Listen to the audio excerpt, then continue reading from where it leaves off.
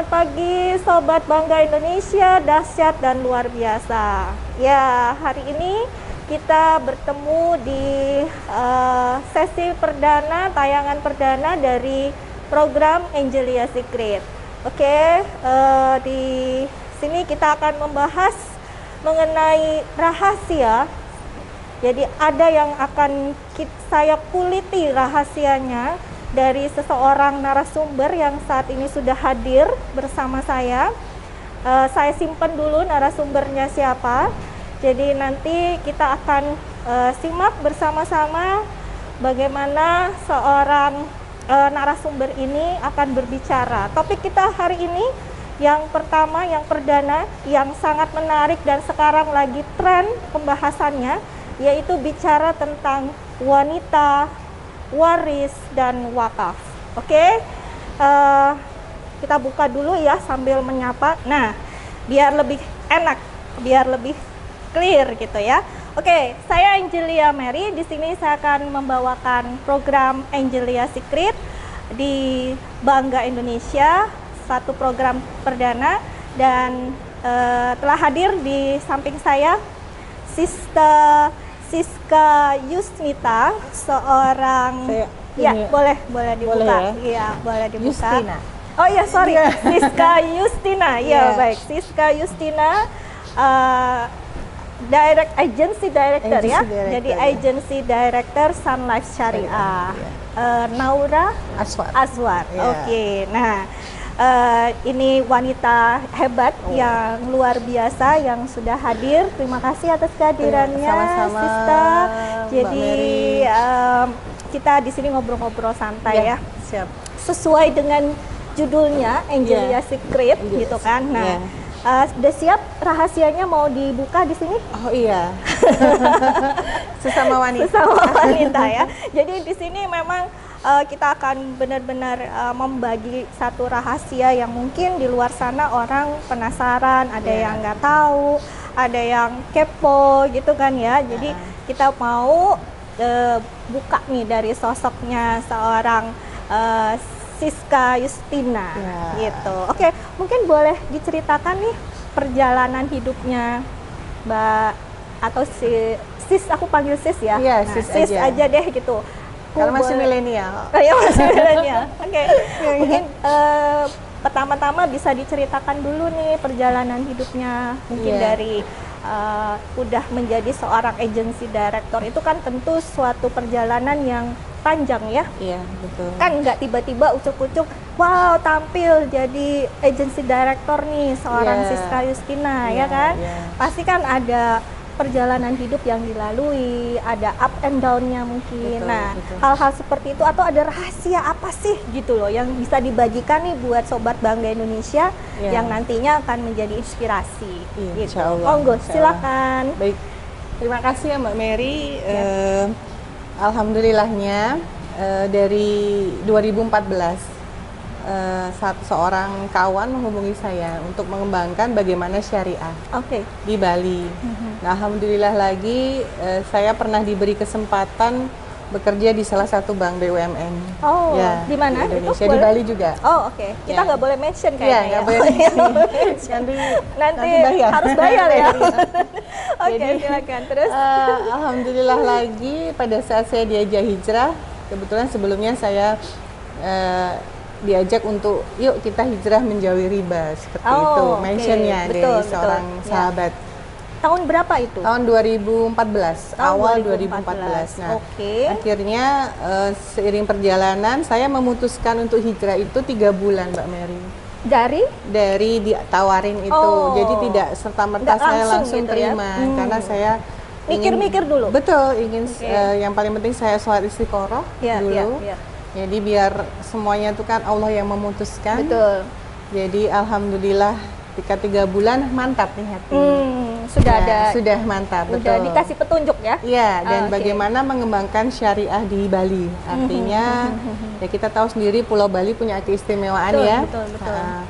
Ya itulah perjalanan awal saya di Sun Life Syariah sehingga hari ini. Jadi salah satu momentum di diri saya adalah bangga bisa menjadi salah satu pionir ya di Sunlife Syariah karena didirikan distribusi khusus syariah itu di 2014. 2014 ya. Itu baru pertama baru didirikan distribusi syariah di Denpasar, di Indonesia. Oh, di Indonesia. Ya, karena Indonesia. Di 2010 Sunlife mempunyai unit bisnis. Ya. Tetapi 2014 Sunlife memulai duluan untuk menjadi distribusi syariah. Baik, ya, itu perjalanan karir saya. Dengan keyakinan dan dengan istilahnya apa ya, sudah pilihan dari Allah, alhamdulillah bisnis syariah berkembang di Bali, khususnya Sunlife Syariah. Iya, luar biasa ya, karena kan kita tahu ya sobat bahwa di Bali itu kan mayoritas penduduknya dan culture-nya juga sangat kuat sekali ya di sana gitu, dan ternyata syariahnya malah bisa berkembang ya. Betul. Alhamdulillah gitu. Lagi dari para klien kami itu rata-rata juga banyak kan non muslim. Karena syariah gitu, sendiri secara harfiah itu adalah universal ya. Syariah ini kan hanya sistem bisnisnya. Betul. Tetapi dalam perjalanannya sebenarnya syariah ini universal karena tujuannya adalah tolong menolong. Itu sedikit tentang saya. Mungkin sepertinya di situ benang merahnya ya. Di situ benang merahnya. Artinya masyarakat Bali sendiri kan memang sangat ramah ya. Sangat makanya kan wisatawan banyak yang betah banget di sana. Itu kan salah satunya karena jiwa ininya dia ya, jiwa melayaninya gitu loh. Bagus banget gitu loh. Nah, ada nggak sih selama perjalanan dari Siska gitu ya, sesuatu yang membuat kehidupan itu yang tadinya mungkin monoton gitu ya, terus kemudian tiba-tiba jadi sesuatu yang punya value gitu loh. Itu ada momen apa, ada kejadian apa gitu loh? Ya. Jadi moment of truth saya itu adalah pada saat sudah di seorang agency director itu kan harus membawahi tim ya, artinya bukan sebagai atasan tapi sebagai leader. Nah, itulah moment of truth di mana saya belajar bagaimana saya harus menjadi seorang leader, bagaimana saya memastikan tim saya semua ini sukses. Nah, yang sebelumnya kan saya backgroundnya karyawan, tidak pernah terbesit saya menjadi seorang pebisnis. Nah, alhamdulillah di Sunlife Syariah ini bisnis syariah dan saya bisa mempunyai tim di mana saja. Dan moment of truth itu ketika saya bisa pergi ke Kalimantan, Mbak Mary, setiap 2 minggu saya siar ke sana. Sampai ke luar pulau. Sampai keluar pulau, ke Bali juga. Jadi pengembangannya lebih ke Indonesia Timur ya. Dan moment of truth-nya bahwa ketika kita syiar, ketika kita menyampaikan ayat-ayat Allah, atau hadis Nabi itu ada rasa bergetar gitu. Apalagi sampai ke pelosok-pelosok ya, artinya membayangkan perjuangan Nabi Muhammad hingga kita menjadi umat seperti ini. Jadi atas semangat itu Mbak Mary, itu yang menjadi momen terutama saya bahwa untuk syiar syariah itu harus tetap saya tegakkan hingga saya tutup usia kelak. Dari keluarga sendiri gimana tuh? Mendukung sekali atau seperti apa dengan hijrahnya? Ini boleh dibilang ada perjalanan hijrah juga ya dari seorang Siska Yustinta. Awalnya ya kalau namanya bisnis insurance ya, apalagi mindset mungkin ada di masyarakat atau di keluarga itu masih kalau dapat uang tuh harus bekerja, betul ya. Tetapi saya ingin berkarya sebagai manusia. Ya kan, saya ingin menjadi orang yang berguna buat orang lain. Nah, cara meyakinkannya memang tidak mudah Mbak Mary. Butuh proses dan mungkin di tahun ketiga keluarga saya baru bisa, ternyata Siska ini memang bisa berkarya, dan yang paling penting bisa membantu keluarga, membantu orang lain ya kan, dan mensejahterakan tim yang ada di Naura Ashfar. Luar biasa.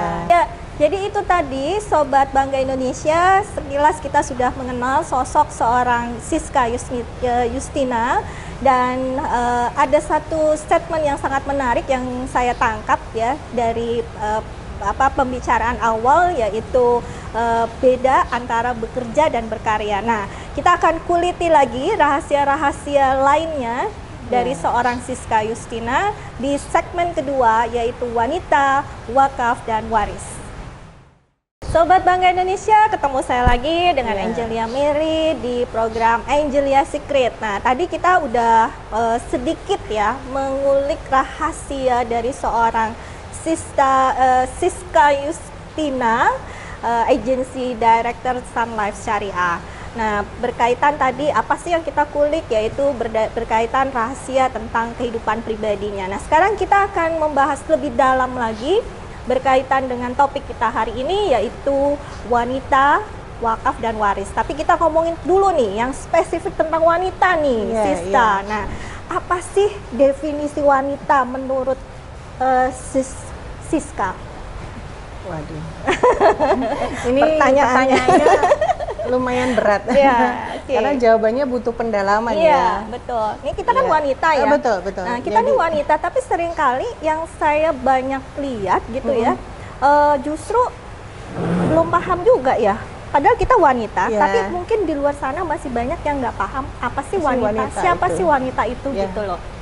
Ya, gitu menurut saya pribadi ya Mbak Mer, mudah-mudahan nggak salah nih dan semua bisa bisa mengikutinya. Jadi kalau menurut saya pribadi memang wanita itu makhluk yang luar biasa ya, yang Allah ciptakan karena bisa multi talented. Betul banget. Jadi selain itu juga wanita bisa menjadi ibu, bisa menjadi ayah sekaligus, bisa menjadi madrasah utama untuk putra putrinya juga. Dan yang paling penting juga wanita itu bisa apa ya, istilahnya dia bisa menggunakan hidupnya untuk supaya bermanfaat buat orang lain. Itu yang paling penting gitu baik untuk keluarganya dan lingkungannya sekitar. Nah, dan katanya definisi. Kan bahkan air mata seorang wanita itu adalah kekuatannya dia. Betul. Jadi sebenarnya wanita itu kuat. Lebih kuat dari laki-laki. Laki-laki yang kuat ya ternyata ya. Ternyata wanita lebih kuat. Lebih kuat karena dia mampu, bayangkan melahirkan saja, kita itu kan otot-ototnya semuanya 9 bulan, belum gitu nanti tulang-tulangnya itu pada saat melahirkan ya. Nah, itu belum tentu laki-laki kuat. Artinya Allah menciptakan kita tuh memang kuat. Sangat kuat. Tapi terlihat lembut. Seperti itu. Betul banget. Jadi, gitu itu menurut saya definisi seorang wanita. Saya setuju sekali sih sama Siska ya. Artinya memang wanita itu makhluk yang unik ya. Kalau menurut saya pribadi gitu kan. Dan saya sebagai seorang wanita pun juga pantang tuh dikatakan sebagai orang yang lemah gitu ya. Betul. Dan ini buat diketahui oleh Sobat Bangga Indonesia, terutama yang kaum laki-laki Adam di luar sana ya, jangan sampai memandang rendah nih perempuan ya. Dan ada hadisnya mungkin yang bisa ada hadis yang saya sangat suka, hadis riwayat Muslim di mana Nabi besar kita Nabi Muhammad SAW sebaik-baik kalian itu adalah yang baik terhadap istri-istri. Dan gitu saya adalah orang yang paling baik terhadap istri saya, seperti itu. Artinya mari kita laki-laki terutama ya, anak laki-laki, semua saudara laki suami ya, lingkungan kita laki-laki, mari kita hormati wanita, jaga perasaannya. Betul banget. Karena dengan apalagi sama ibu ya. Iya betul, karena apalagi dengan ibu ya, karena yang melahirkan kita. Karena kita tidak bisa membalas jasa dari ibu yang sudah melahirkan, menyusui kita, mendidik kita.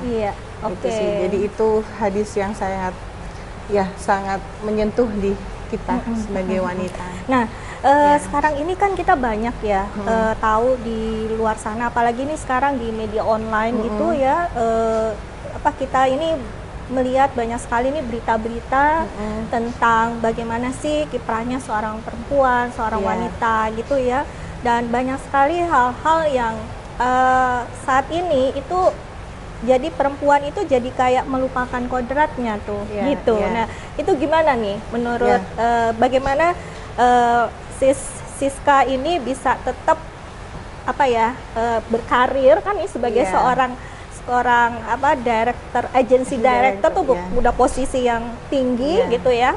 Terus ada suami juga yang harus diperhatikan. Jadi sebagai seorang istri juga, sebagai seorang wanita karir juga, sebagai seorang ibu juga. Nah, rahasianya apa nih gitu? Jadi seperti ini Mbak Mary, memang kita sebagai wanita itu tidak boleh meninggalkan kewajibannya sebagai ibu, sebagai istri.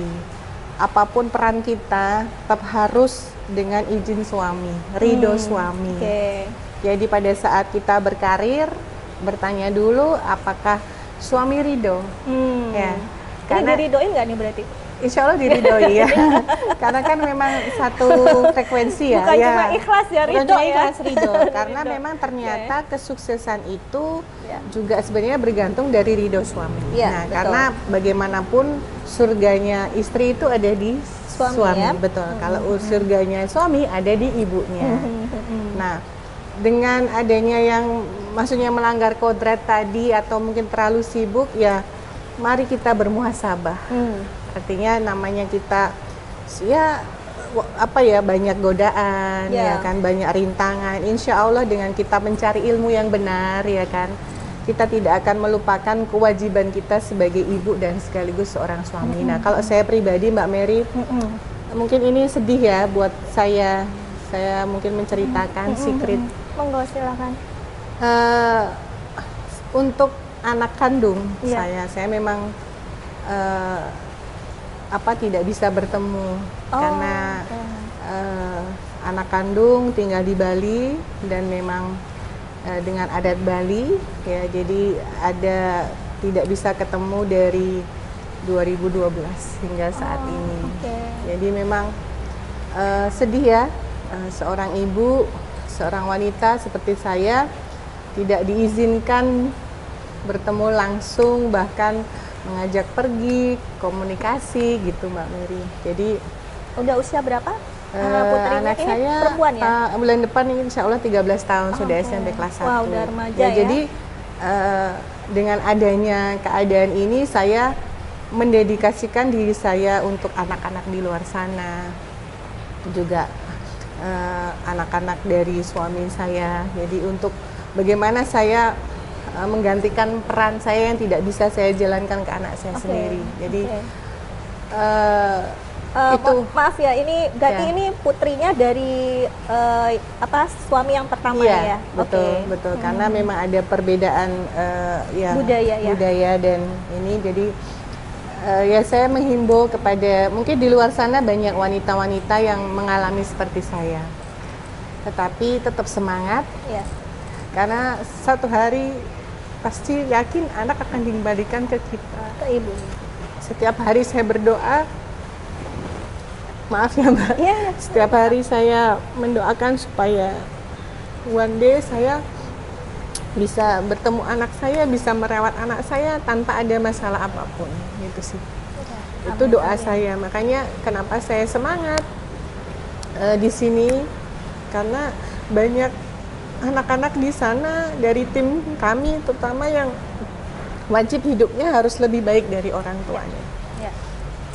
Dan semua itu juga pasti atas dukungan suami saya yang luar biasa kepada saya. Itu sih Mbak Mary.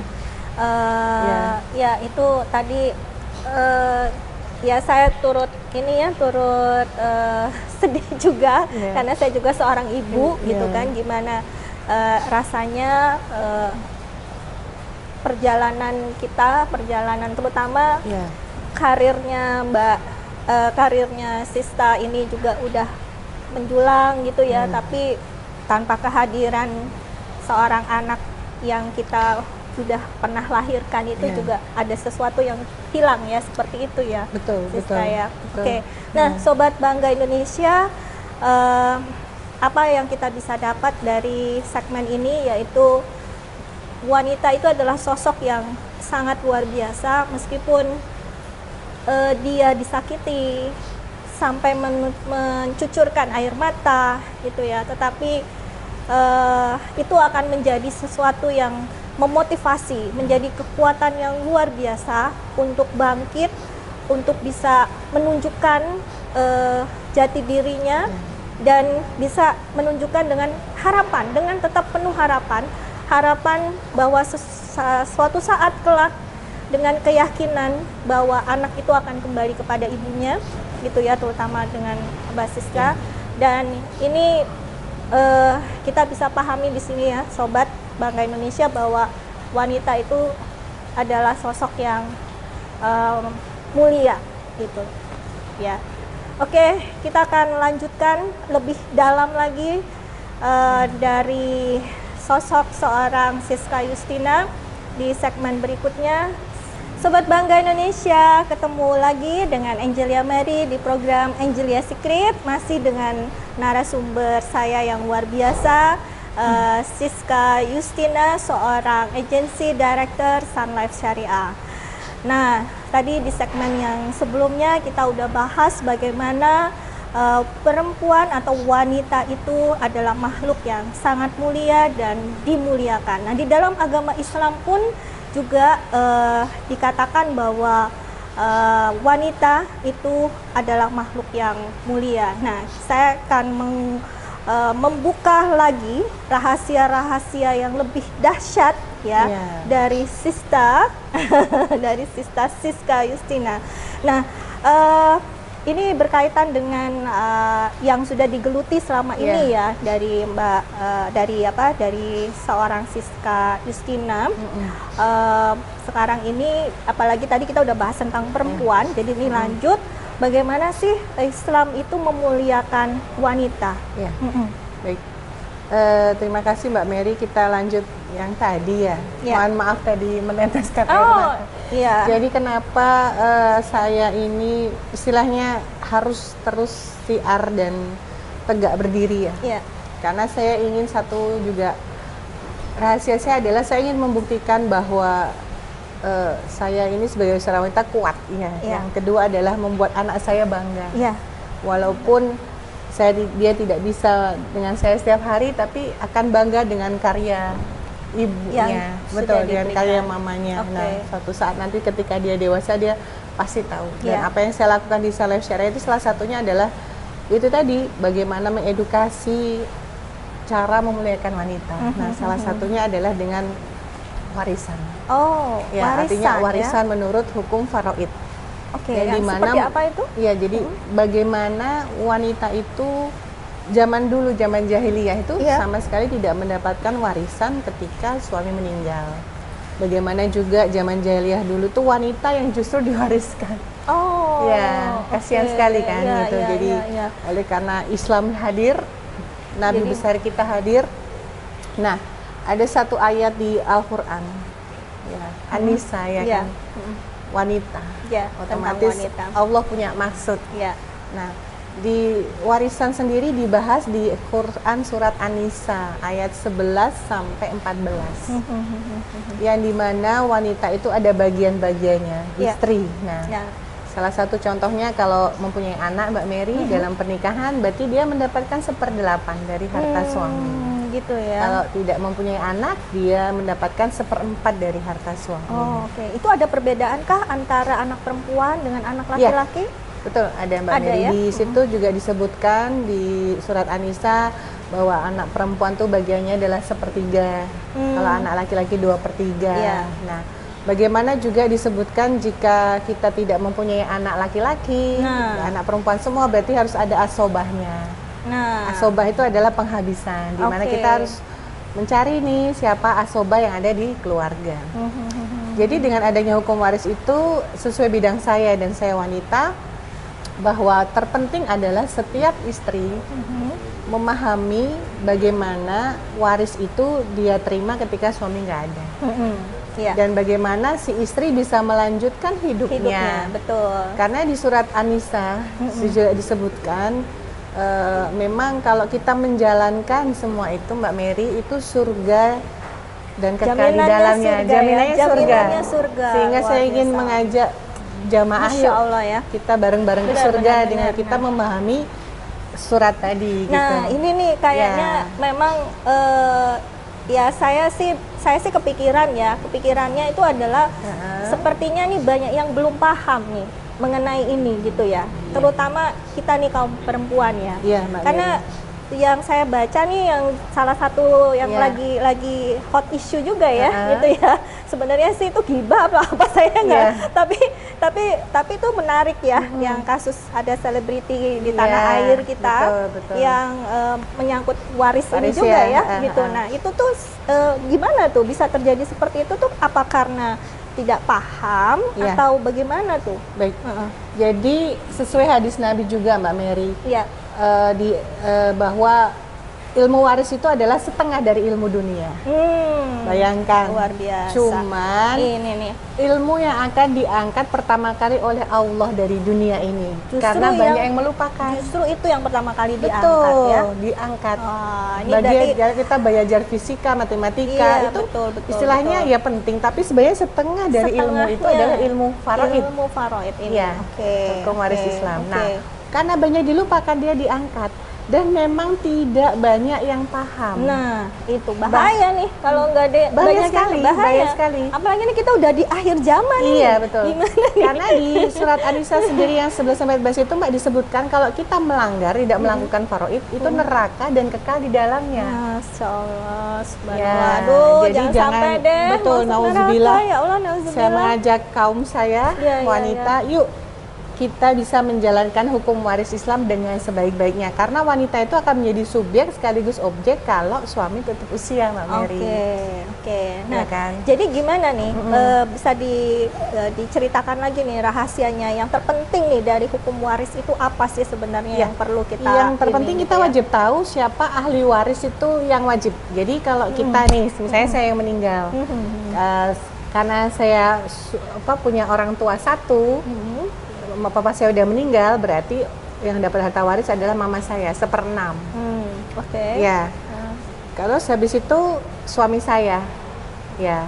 Habis itu anak saya perempuan. Nah, karena saya nggak punya anak laki-laki, berarti jatuh ke saudara saya laki-laki dan saudara perempuan sebagai asobah. Nah, berarti yang paling penting adalah ahli waris itu ditarik dulu ke atas, Mbak Mary. Iya. Orang tua dulu, kalau dua-duanya masih hidup, masing-masing 1/6. Kalau nggak ada, turun. Kalau nggak ada, turun baru ke bawah ke anak. Kalau misalnya anak perempuan, ke samping. Ke samping, kanan kiri ya. Tapi kalau yang punya anak laki-laki ya sudah selesai di anak laki-lakinya, di asobahnya beruntung itu. banget ya kalau punya anak laki-laki ya. Betul. Alhamdulillah, anakku cowok semua dua-dua nih. Iya.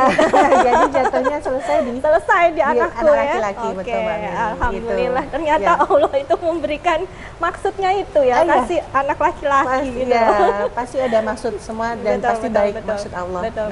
Tugas saya mengedukasi bahwa syiar ini penting karena warisan itu hukumnya wajib loh Mbak Mary, bukan sunnah. Wajib. Jadi mohon maaf di Indonesia ini hukumnya suka-suka ya. Suka-suka. Diatur, malahan kadang mohon maaf ya udahlah kamu aja, aku nggak usah gitu. Itu nggak boleh. Nggak boleh ya. Nggak boleh. Justru ya itu tadi ya. Betul. Pelanggaran waris terbesar itu ya dari keluarga kita sendiri. Justru ya. Betul. Terutama wanita. Iya sih. Kadang saya sendiri nih secara pribadi ya kalau udah urusan warisan itu kayak udah narik diri deh. Males ribut soalnya gitu loh. Padahal sebenarnya nggak boleh begitu ya. Betul. Berarti harus benar-benar harus tahu gitu kan. Betul. Karena memang hukum Allah diciptakan untuk ditaati. Betul. Tidak boleh ada titik koma. Harus taat. Betul. Nah, karena itu perintah. Ini menarik ya. Ini tadi waris ya. Ada lagi nggak kira-kira yang berkaitan dengan hukum waris ini yang kita perlu tahu juga? Jadi karena bidang saya adalah di insurans syariah, Mbak Mary. Saya ingin memastikan bahwa ketika suami tutup usia, karena istri hanya 1/8, yang menurut mungkin kebanyakan wanita, kok aku paling sedikit ya, karena kan aku bekerja dari nol sama suami ya.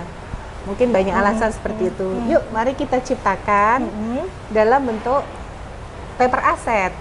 Apa itu? Nah, paper asset itu warisan tapi berupa paper di asuransi. Jadi misalnya saya mewariskan 1 miliar kepada istri saya, ya dengan pembayaran premi misalnya 2 juta per bulan seperti itu. Nah itu otomatis jatuhnya ke istri. Dia tidak berdasarkan hukum waris, Mbak Mary. Jadi ada terpisah ya? Betul, terpisah. Artinya itu silahkan dibuat karena dilakukan pada saat masih hidup. Dan itu boleh? Boleh, karena itu sifatnya hibah. Baik. Pemberian kan? Yap. Hadiah gitu ya? Iya, yang nggak boleh itu kalau sudah meninggal warisannya dibagi suka-suka sendiri. Itu yang nggak boleh. Ya, gitu Mbak Mary. Terus ada juga wakaf nih, kan kita ada 3 W nih tadi ya, wanita, waris, sama wakaf. Nah, wakaf itu gimana kaitannya sama ini tadi? Betul. Jadi seperti ya kita kembali lagi ke hadis Nabi lagi. Ada 3 hal yang kita hanya bekal kita mati ya. Betul. Satu adalah sedekah jariah.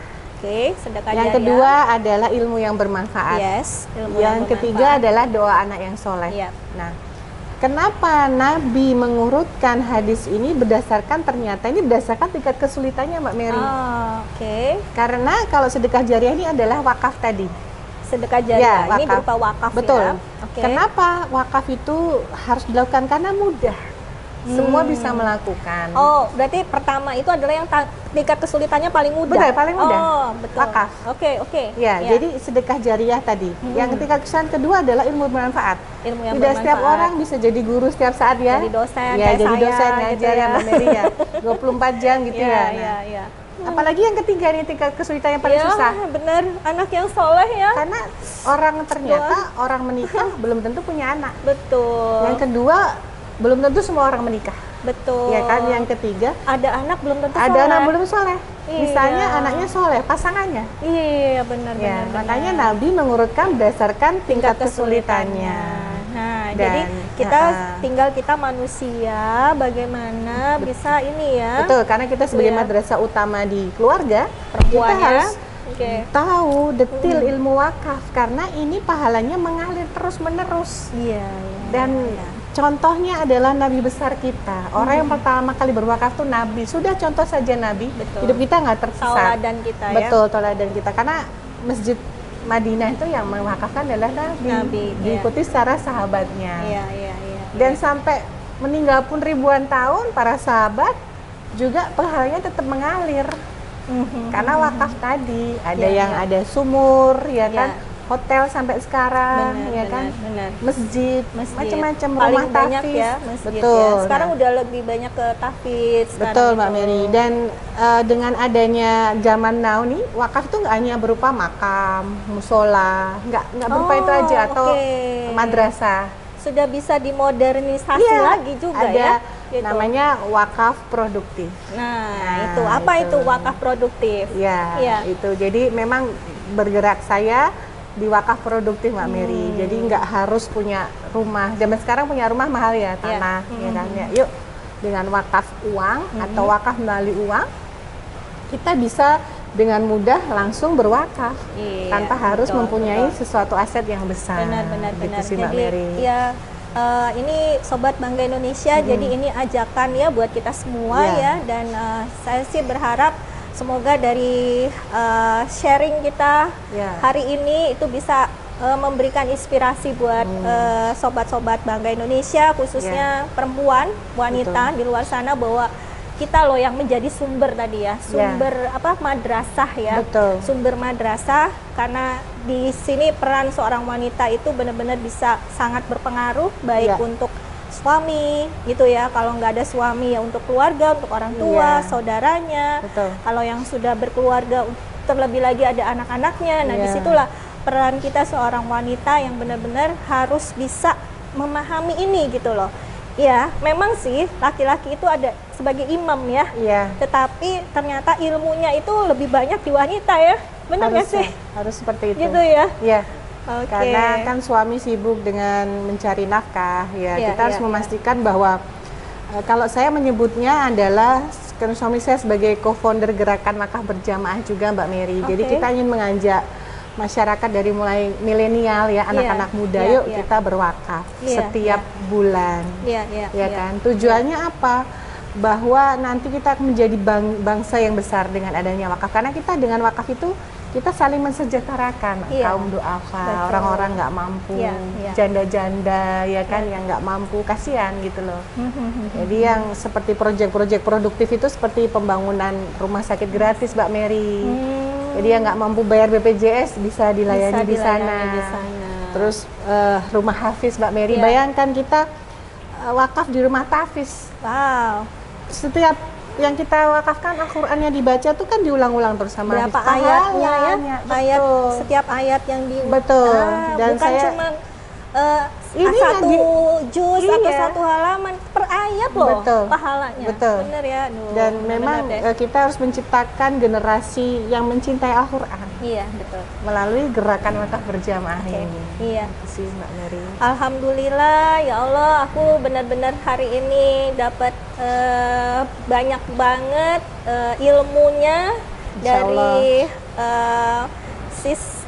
Siska Justina ini gitu ya, luar biasa banget. Dan ini benar-benar menginspirasi. Jadi benar-benar aku pengen setelah ini apa sih yang harus aku lakukan gitu ya, untuk terutama untuk keluarga gitu ya, untuk anak-anakku.